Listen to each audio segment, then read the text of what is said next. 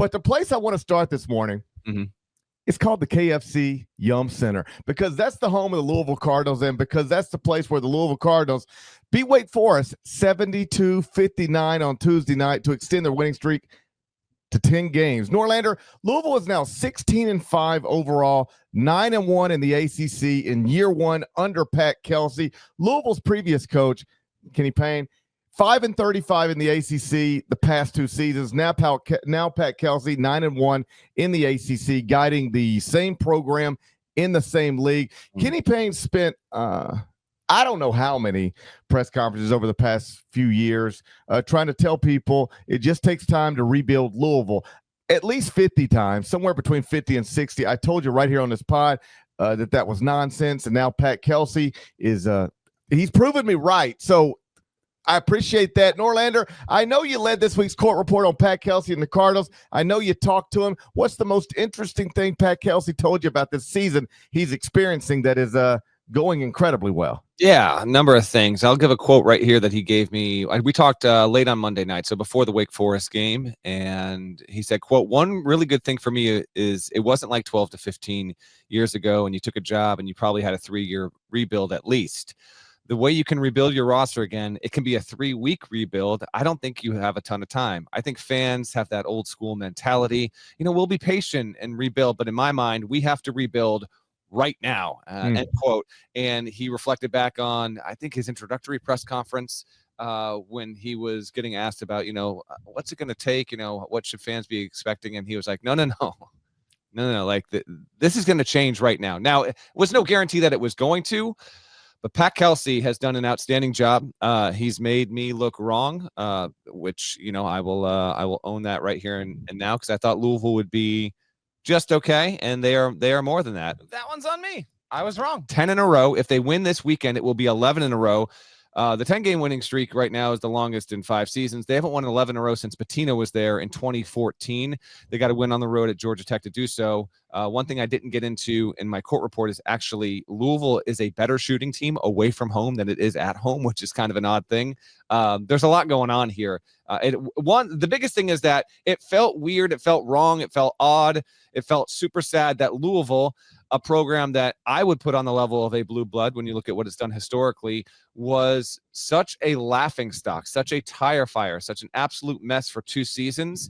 It felt like the universe was off kilter in what it should be, at least in the sport of college basketball.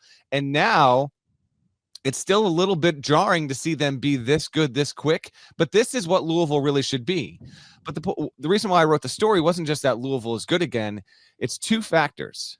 One of them, Louisville has overcome about as much roster attrition with injuries as any high major team in the country. It is more than understandable if you go through multiple season-ending injuries to either starters or key rotation players, and then you have another 3-4 guys who miss long stretches of time, to just take a step back, to fall back in the pack. No one would fault any team for that, and yet it has not happened with Louisville whatsoever. So that's one part of it, what Kelsey's been able to do there.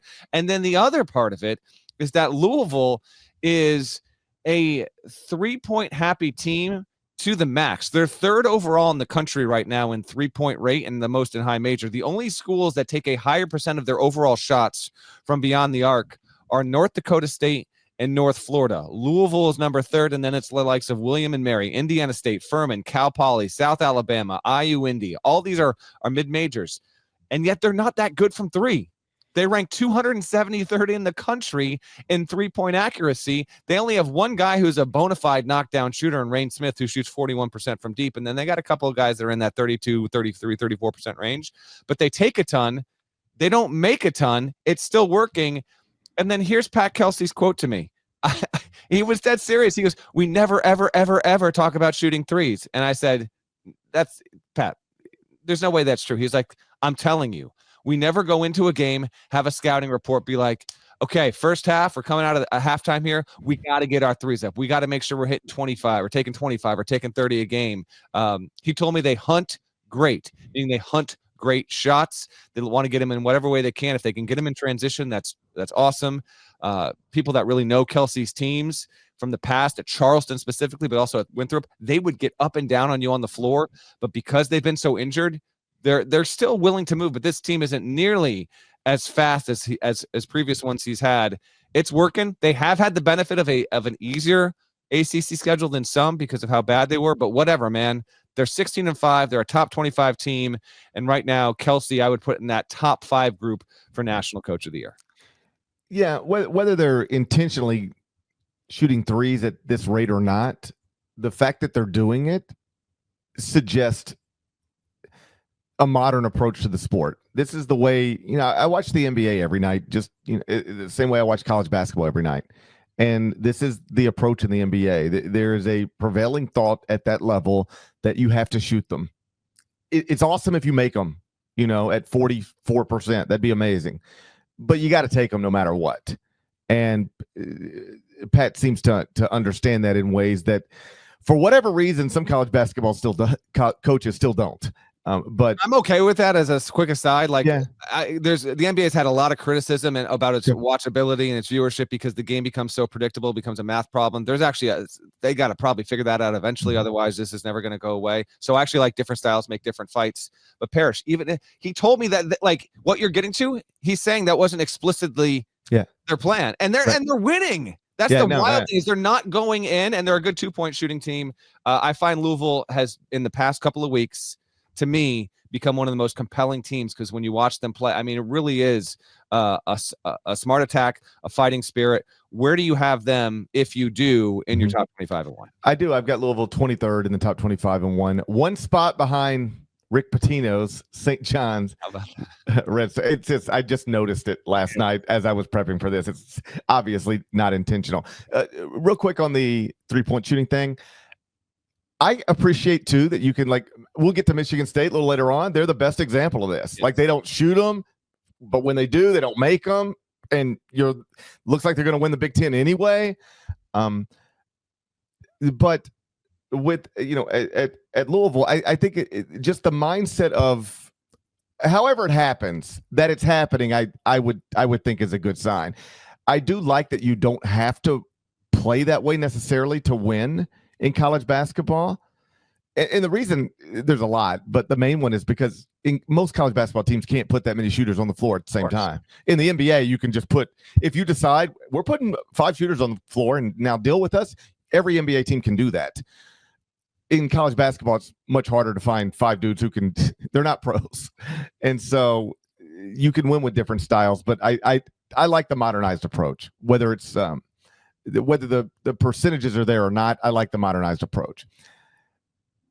I'm like you. Over the past 2 years, when I looked at Louisville, we'd make our jokes whenever you make your jokes, but that was sad. More than anything else, that was sad to watch that program go as far down into the gutter as it went, get run down as far as it got run down. We joke about it. I was raised on the Metro Conference, but I really was raised on the Metro Conference. I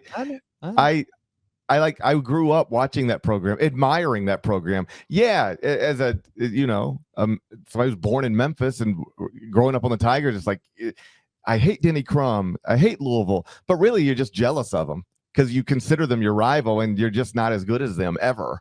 It's really just a jealousy thing. I don't know that they hated us as much as we hated them when I was growing up. I just sort of that program that's what you aspire to be, in my house when I was growing up. So to watch it go 5-35 in the ACC the past 2 years, 5-35. I'm not exaggerating when I'm telling you it was unimaginable to me that anybody could take the Louisville basketball program and put it where it got put. That is crazy. I know. And I mean, you ready? Should never happen again and probably will never happen again. I don't know how it happened this time. They're almost already, as we're barely past the halfway point of the season, they've almost already doubled the amount of ACC wins this season than the past 2 combined. It was unthinkable. And so part of this is it feels like this is where Louisville should be, but I want to give Kelsey and that team and that program a lot of credit because it could have easily not been this way. I mean, I got to talking to him. I said, take me back to the morning after the Kentucky loss. You're 6-5. You got all these injuries. Where was your head? If we had gone out to breakfast that morning, Pat, where was your headspace? What were you thinking? And he goes, man, I'm being honest with you here. And I know I'm going to sound like Deion Sanders, but I really thought that we were coming. And he was right. They have not lost since the Kentucky loss and overcome so much. So a really good thing for college hoops to have Louisville matter again. I think it's going to make the NCAA tournament. It has a real case to be the second best team in a down ACC. But whatever, like we've got some comments in the chat right now about the ACC. That does not, if you're a Louisville fan, you are a ranked team that is on your best winning streak in years and years and years. And take what is going to get from you here, because you're probably going to pick up a few losses here. That's going to be an inevitability. And the fact that you're going to be in a situation where you're in position to have a good seed, regardless of your conference situation, that doesn't even register for me right now. You swung this back, in my opinion, a year or two ahead of schedule. Really impressive stuff. And one of the other things I love about just sort of everything that's happening in that state right now, those two basketball programs matter immensely. And they're both operating at an extremely high level right now. And what I love most, I don't know, I just really like this part of it. There was that moment, we referenced this on the pond a few weeks ago, where I think it was Kentucky at Mississippi State. Yes. And Mark Pope has that moment with that UK fan. And that was quote tweeted by Pat Kelsey, that the Louisville coach took a minute out of his day to shine a light on the Kentucky coach doing something awesome, kind, and cool. At a time when the Kentucky coach is being held up as the leader for National Coach of the Year, if by nobody else other than me, it was happening.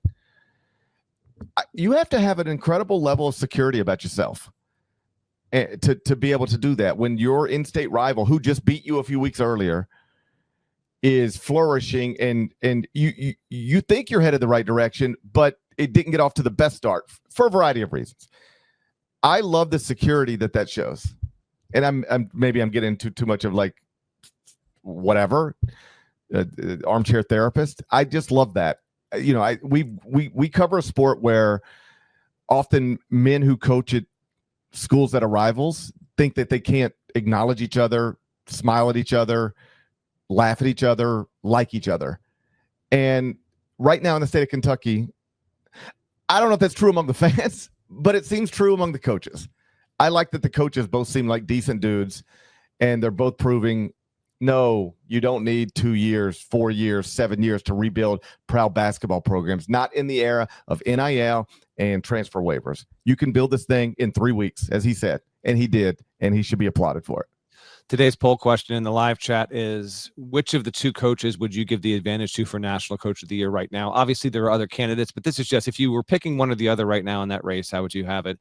Mark Pope at Kentucky. We will get to Kentucky in just a few here. Or Pat Kelsey. 61% side with GP, who I think still has Pope as his number one atop his list right now. 61% say Pope, 39% say Kelsey. I think there's a really good argument for both of them right now, a really compelling one for reasons I just laid out over the past 12 minutes regarding Kelsey. But Pope getting that win against Tennessee and also in shorthanded way in a tougher league.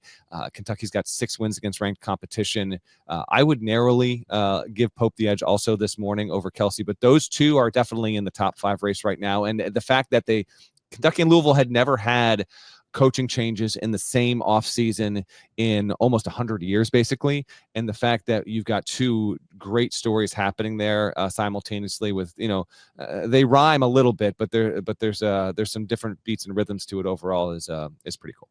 Yeah. One last thing on Louisville, and then we'll move on. And I promise I'm not hating. It's just something I think is interesting, and I want to get your thoughts on it. Okay. We're celebrating Louisville. Is that clear? Say it just one more time for everybody. I don't think it could be more clear through the first 14 minutes of the show. Okay. We're celebrating Louisville. We love this. All right. Right now, Louisville has 5 quadrant 1 wins. I think the resume is interesting to look at. They got 5 quadrant 1 wins, and that sounds like really good because it is really good. The only teams that have more are Auburn, Oregon, Iowa State, Texas A&M, and Kentucky. 5 teams have more. All right. So this is great, particularly when you went 5-35 in the ACC the past 2 years. But I'm about to tell you Louisville's 5 quadrant 1 wins, and you tell me what you think when I'm done. West Virginia on a neutral, at Florida State, Clemson at home, at Pitt, at SMU. That's it. None of those teams are currently in the AP poll. So they have 0 wins on the season over currently ranked teams. Does that make you think different about the body of work because there's not these big signature wins that some other schools have, or shut up, GP? We went 5-35 in the ACC the past 2 years. I don't even know why you're bringing this up. A lot more of that than the former. Yeah, I actually think so too.